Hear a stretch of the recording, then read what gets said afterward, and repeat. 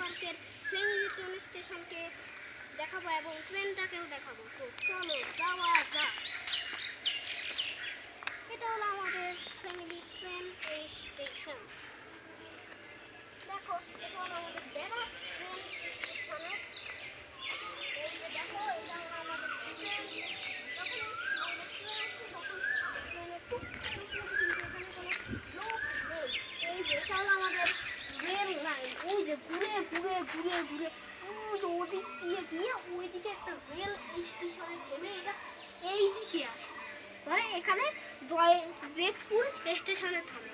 তো এইটা হলো আমাদের ট্রেন, আর ওটা হলো ট্রেনের ইঞ্জিন রুম, দেখেছো? আর এটাকে আমাদের বিনোদিয়া পার্কের ফ্যামিলি ট্রেন।